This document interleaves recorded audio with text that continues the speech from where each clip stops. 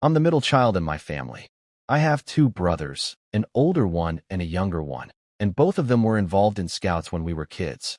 My older brother even made it pretty far, while my younger brother eventually quit.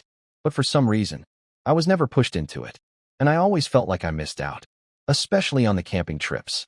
I remember watching my older brother prepare for them, setting up tents in the backyard, packing gear, getting excited.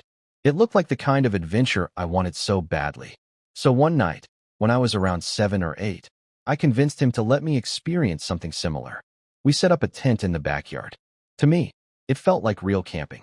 Our backyard wasn't fenced off like most. It blended into patches of trees and brush that separated our neighbors' yards. At night, it felt bigger, almost like a small forest.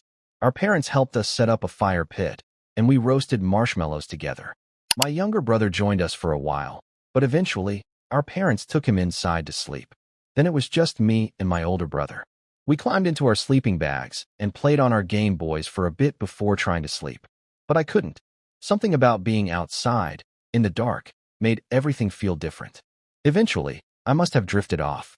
But when I woke up, something was wrong. At first, I didn't even remember where I was. Then it hit me. The tent. The backyard. And then I noticed. My brother was gone. His sleeping bag was empty. The zipper to the tent was still closed. That didn't make sense. A sudden wave of fear hit me.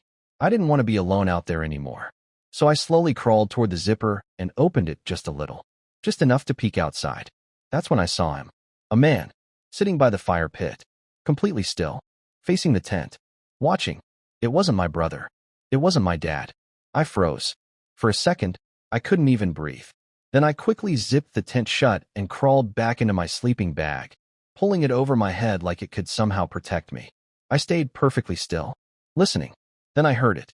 The sound of the chair shifting. He was moving. My heart was pounding so hard I thought he could hear it. Then the shadow. I could see it through the tent. He was right outside. I didn't move. I didn't make a sound.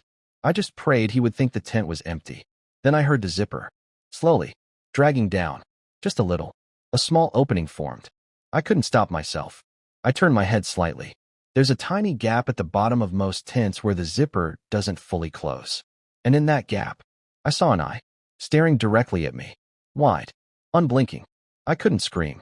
Not at first. I was completely frozen. Then the eye narrowed slightly, like he was smiling. The zipper moved again. That's when I finally screamed. I kicked out of my sleeping bag, scrambling backward, hitting the tent poles as I tried to get away. And then, footsteps. Running. Fast. The backyard light turned on. My dad burst outside, yelling. But whoever that man was, he was already gone. I thought that would be the end of it. It wasn't. A few weeks later, I was at school during recess. There was a fence at the edge of the yard that faced the street. I ran up to it during a game and grabbed onto it. And that's when I heard a voice. Hey. I turned. A man was standing on the other side. He asked me for directions. I told him I didn't know. Then he said something I will never forget. Your name's Chris, right? My stomach dropped. I lied and said no. He smiled. You don't remember me, do you? That was enough. I ran. By the time anyone looked, he was gone. But I knew. It was him. The same man. And to this day, I still wonder what would have happened if I hadn't woken up that night.